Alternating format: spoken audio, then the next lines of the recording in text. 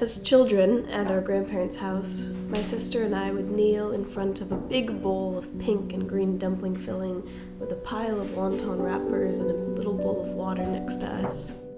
Our little fingers, caked in rice flour, would try to keep up with our popo as she gently scooped filling into each paper-thin wrapper, brushed her fingertips along the edges, and folded the whole thing into a neat little package. Piper and my wontons were like snowflakes. No two were the same. They were stuffed with varying amounts of filling and folded in whatever manner we felt like in the moment. They would later all be dumped into soup and boiled until you couldn't tell who made which, but still, we strived for those uniform, perky dumplings my popo had perfected. I always enjoyed the tedious process of scooping, folding, and pressing each piece of dough around the dollop of filling, and find a comforting nostalgia in this process now as an adult.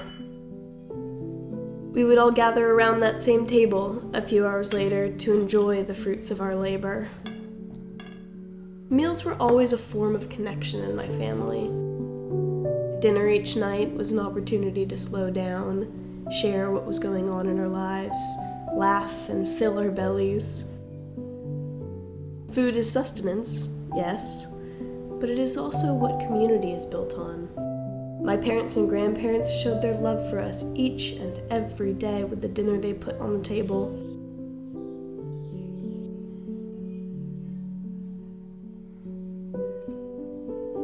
Cooking is an act of love and a reflection of culture. And as an adult, I have found it hard to make the time to explore culinary arts the way I've wanted to.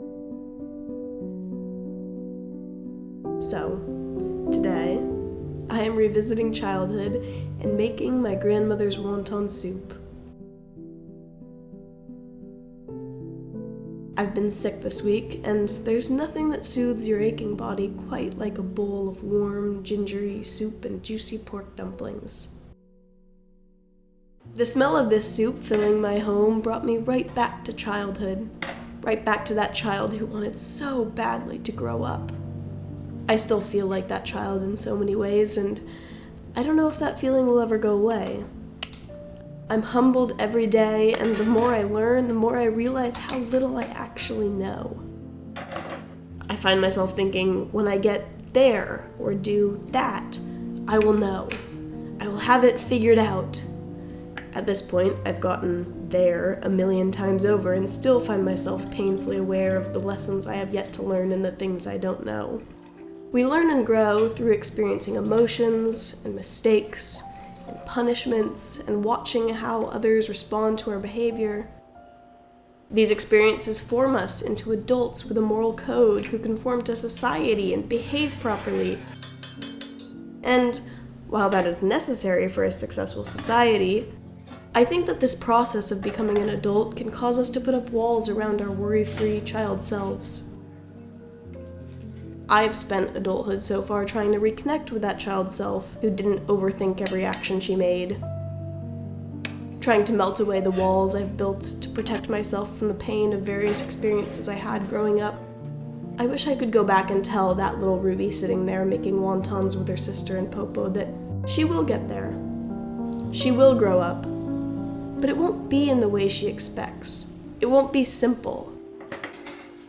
I want to tell her that she's at the beginning of a lifetime of lessons and questions and imposter syndrome. But that is what is so wonderful about life. I want to tell her about the opportunity we have to choose who we want to be in this world. I want to tell her about the endless spring of fulfillment we can find if we choose curiosity, growth, and authenticity. But I can't. So instead I made this soup to reconnect with that younger version of myself and my roots. This warm, comforting soup that nourishes my mind, body, and spirit is an act of love and healing towards both myself and my partner who I shared it with. I look forward to exploring cooking and nourishment more deeply and connecting with the culture from which a dish originates, as well as the souls I'm sharing the dish with. I hope this video finds you well. Thank you for being here. Talk to you soon. Bye.